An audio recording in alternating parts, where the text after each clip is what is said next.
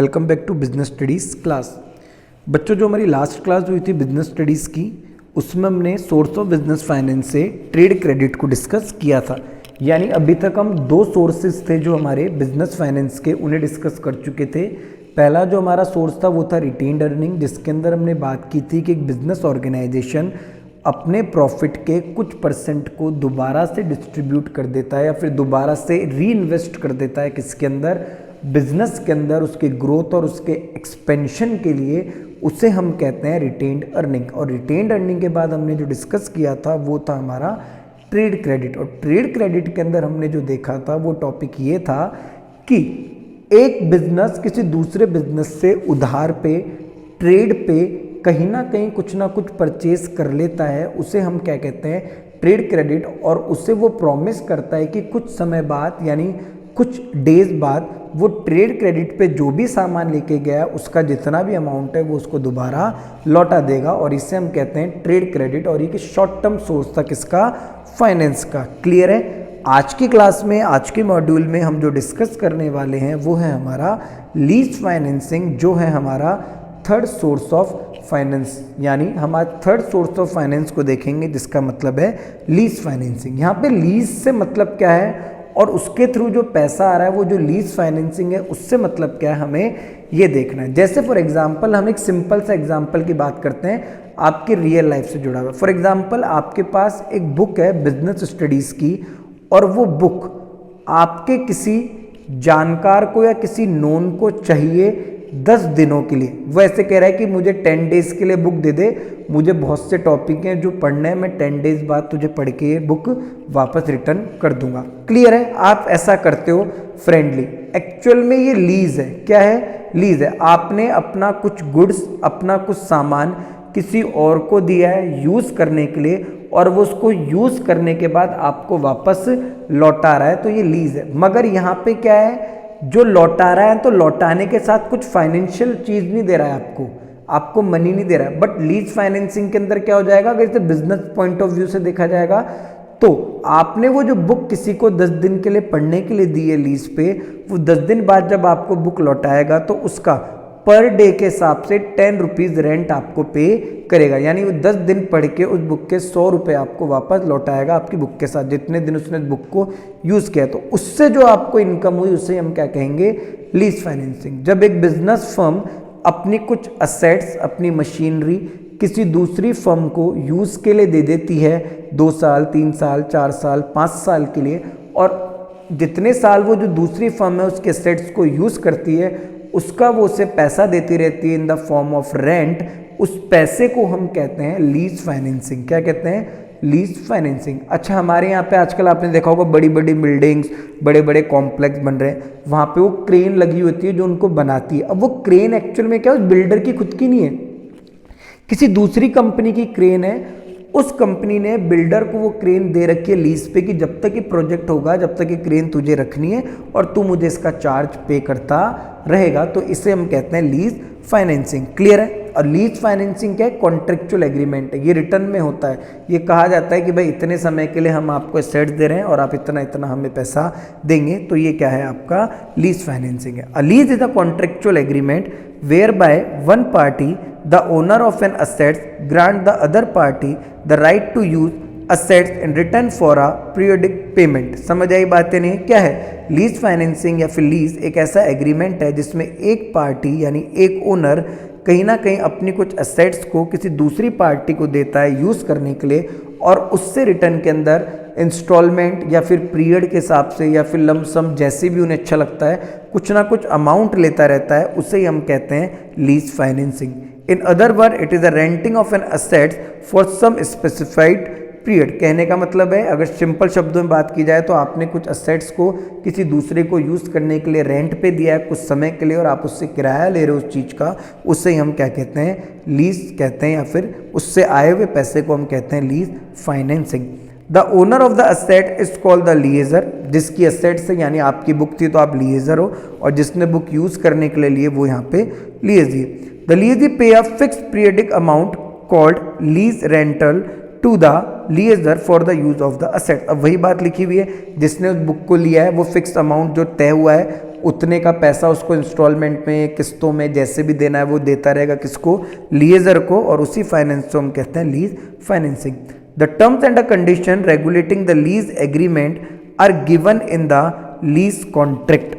और जो terms and condition है कहीं ना कहीं जो लीज से जुड़ी हुई कि भाई कितना पैसा देना है, कब देना है, आप मुझे क्वार्टरली दोगे, हाफ ईयरली दोगे, कितने साल के लिए कॉन्ट्रैक्ट हो रहा है, हर एक चीज़ आप उसके अंदर मेंशन करोगे जो आप दोनों पार्टीज के बीच में कॉन्ट्रैक्ट हुआ है। At the end of the lease period, जैसे ही लीज पीरियड का एंड हो जाएगा, the asset goes back to the lessor. भाई जैसे वो बुक आपको 10 दिन के लिए आपने दी थी, तो 10 दिन आपने उस बुक को यूज कर लिया, तो अब आप उस बुक को 10 दिन बाद दोबारा किसको लौटाओगे, जो उसका ओनर था, जो उसका लीजर था, उसको आप वो बुक वापस लौटाओगे। सीधी सी बात है। तो भाई क्या लिखा हुआ है कि at the end of the lease period, जैसे लीज पीरियड का एंड होगा तो assets goes back to the lessor. जैसे वो बिल्डिंग बन जाएगी तो बिल्डिंग वाले, बनाने वाले जो बिल्डर हैं वो क्या करेंगे, वो क्रेन दोबारा से रिटर्न कर देंगे, किसको, जिस कंपनी की क्रेन थी उसको। The lease finance provide an important mean of modernization and diversification to the firm. और लीज फाइनेंसिंग आज के टाइम में एक अच्छा तरीका है जिसके थ्रू एक कंपनी अपने आप को मॉडर्नाइज और डाइवर्सिफिकेशन कर सकती है, यानी बदलाव भी ला सकती है। Such type of financing is more prevalent in such assets as the computer and electronic equipment which become obsolete quicker because of the changing technology development। अब क्या हुआ, देखो आजकल टेक्नोलॉजी में रातों रात बदलाव आता है। तो फॉर एग्जांपल कोई कंप्यूटर है, सीसीटीवी कैमराज हैं, कुछ मशीनरी है जो इलेक्ट्रॉनिक है, टेक्नोलॉजी से रिलेटेड, अब इनमें चेंजेस आएंगे। तो एक कंपनी क्या करती है, इन्हें परचेज करने के बजाय कंपनी ने दूसरी कंपनी से किस पे ले लेती है, लीज पे ले लेती है। क्यों? क्योंकि वो जानते हैं लीज की कॉस्ट है जो कम आएगी इन कंपैरिजन टू उन्हें परचेज कर। आज परचेज कर लेंगे, 2 साल बाद फिर पुराने हो जाएंगे, फिर परचेज करेंगे। तो ऐसा करते हैं ना, 2 साल के लिए लीज पे ले लेते हैं, 2 साल बाद नई टेक्नोलॉजी आएगी, फिर उसे लीज पे ले लेंगे, क्या दिक्कत है। तो while making the leasing decision the cost of leasing an asset must be compared with the cost of owning the same. तो यहाँ पे दोनों बात आराम से लिखी हुई है। तो लीज फाइनेंसिंग एक ऐसा तरीका है जिसमें एक ऑर्गेनाइजेशन अपनी कुछ असेट्स, मशीनरी दूसरी ऑर्गेनाइजेशन को यूज़ के लिए देती है पर्टिकुलर टाइम पीरियड के लिए, और उस टाइम पीरियड का वो उनसे क्या करते हैं, कुछ ना कुछ चार्ज करते हैं, उसे हम कहते हैं लीज फाइनेंसिंग। क्लियर है। अब देखिए, जैसे कि हमने देखा रिटेन्ड अर्निंग के कुछ फायदे और नुकसान थे, ट्रेड क्रेडिट के कुछ फायदे और नुकसान थे, उसी तरीके से लीज फाइनेंसिंग के भी कुछ फायदे और नुकसान है। तो सबसे पहले हम मेरिट्स, एडवांटेजेस देखते हैं लीज फाइनेंसिंग की। It enable the lessee to acquire the asset with lower investment. जैसे मैंने अभी क्या कहा कि भाई एक अच्छा तरीका है किसके लिए, जिसने असेट्स को लिया है यूज़ करने के लिए, जिसने आपकी बुक ली उसके लिए।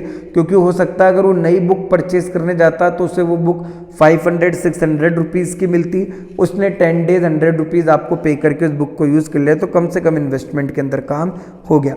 Simple documentation make it easier to finance asset.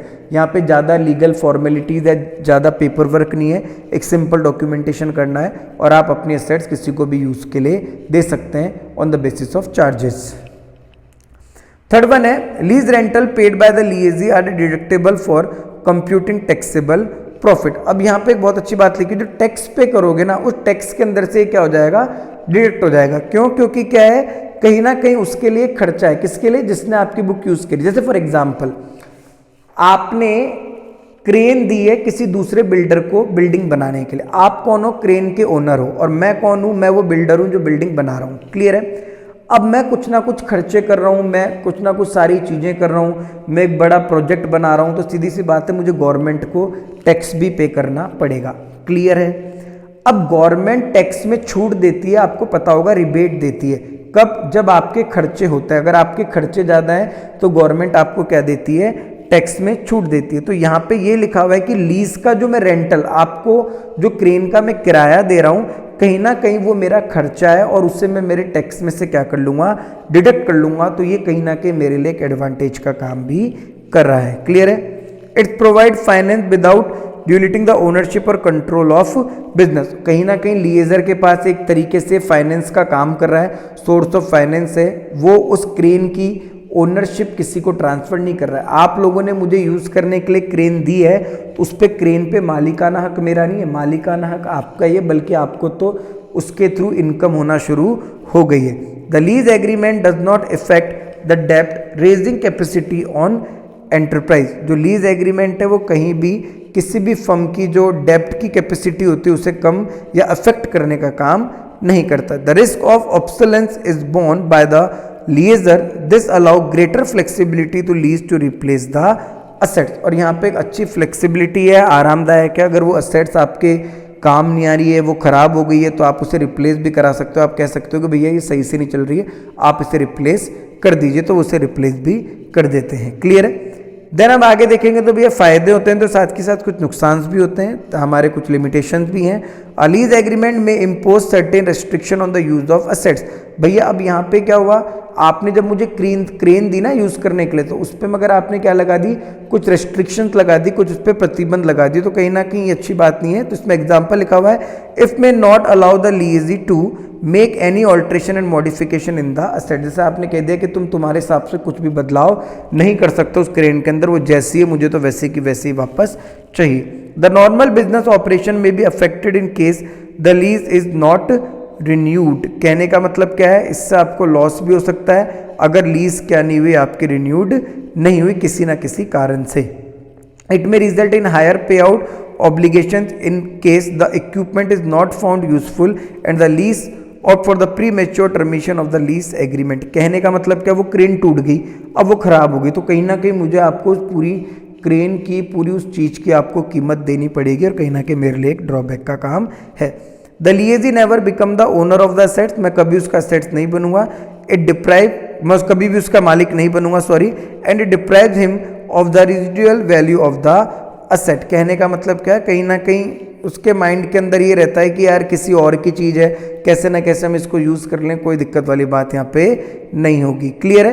तो आज की क्लास में, आज के मॉड्यूल में हमने जो डिस्कस किया है वो ये था, लीज फाइनेंसिंग का मतलब जहाँ पे एक फर्म किसी दूसरे फर्म को या कोई पर्सन किसी दूसरे पर्सन को अपनी कुछ प्रॉपर्टी यूज़ करने के लिए दे रहा है, और उसके रिटर्न में उससे कुछ ना कुछ चार्ज ले रहा है, उससे कुछ ना कुछ फ़ी ले रहा है, उस फी से उस पैसे को ही हम कहते हैं लीज फाइनेंसिंग। आई होप आप सभी को अभी तक हमने जो 3 सोर्स डिस्कस किए हैं वो तीनों सोर्स समझ आए होंगे। Okay students, thank you.